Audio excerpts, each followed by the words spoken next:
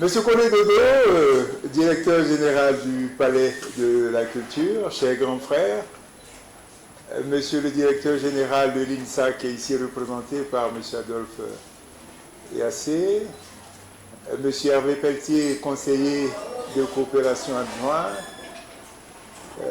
monsieur le président du collectif des acteurs culturels, monsieur le parrain qui est tout juste à ses côtés, mesdames et messieurs les acteurs culturels, mesdames et messieurs les artistes, j'ai failli oublier la chefferie Tchaba de Blocos.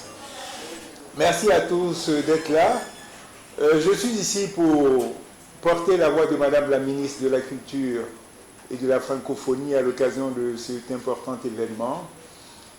Mais auparavant, je souhaite transmettre les félicitations de madame la ministre à l'équipe dirigeante de l'INSAC. L'INSAC est un lieu de formation, mais l'INSAC va constamment au-delà de ce champ limité de la formation.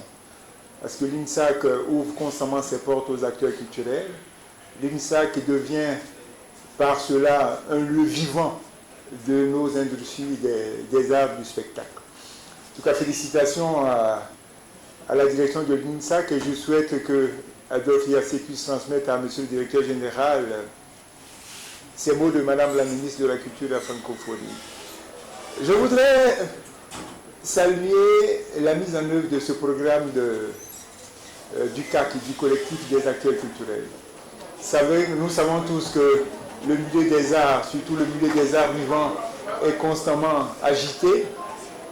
C'est un milieu de toutes les libertés, liberté créatrice et liberté de parole, mais liberté surtout dans le sens où les acteurs, surtout du secteur des arts vivants, considèrent qu'ils sont un peu comme à l'étroit. Or, il appartient à l'ensemble des personnes que nous sommes ici, il nous appartient tous de créer les conditions pour que les acteurs culturels, surtout ceux des arts vivants, interviennent dans des champs favorables. Et l'un des meilleurs champs, c'est celui de la formation. Plus les acteurs culturels seront formés, et moins les agitations se verront. Il est entendu que le ministère de la Culture et de la Francophonie fait en sorte que les formations se multiplient, et il est heureux que des initiatives privées soient également mises en avant. En tout cas, merci bien à nos amis du CAC, du collectif, parce que les formations servent la cause de tout le monde. Et à un moment où nous avons tous compris que le secteur de la culture ne doit pas être un secteur uniquement fait pour le ludique, il faut que nous puissions davantage mêler nos énergies. Aujourd'hui, la culture doit forcément prendre le chemin de l'économie. C'est une obligation, c'est une exigence. Et le meilleur chemin qui va vers l'économie, c'est la formation. C'est la formation. Le champ de la formation est vaste, je ne vais pas revenir sur ce que vous avez vu, mais il favorise, par-delà l'appropriation des connaissances, il favorise la mise en place des réseautages. Et tout à l'heure, dans son propos, M. Hervé Pelletier est venu là-dessus. La question du réseautage est une question essentielle. Le partage d'énergie, le partage d'expérience, ces choses-là permettront à nos industries des arts d'être constamment debout. La Côte d'Ivoire est un exemple dans le domaine des arts vivants et elle se doit de le demeurer.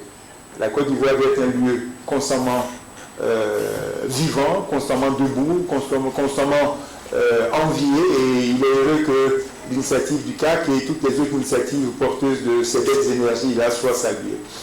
Je souhaite terminer en remerciant les partenaires du CAC.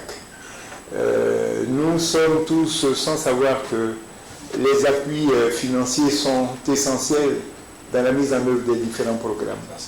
Et au-delà des appuis financiers, les deux principaux partenaires que sont le Goethe-Institut et l'Institut français ouvrent constamment leurs portes pour accueillir des spectacles. cas, M. Hervé Pelletier, et transmettez à la direction de l'Institut français et toutes les félicitations et les remerciements de Madame la ministre de la Culture et de la Francophonie. L'Institut français est un lieu qui est constamment sollicité. C'est dire que vous contribuez à la vitalité de nos industries.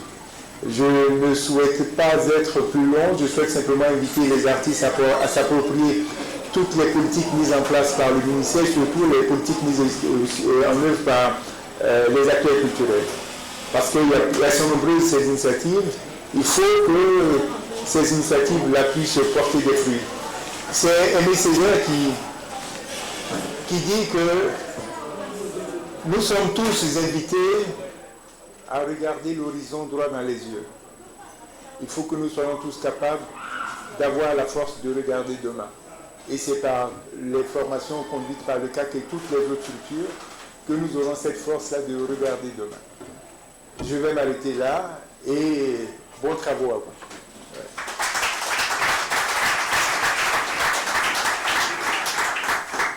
Merci à vous, monsieur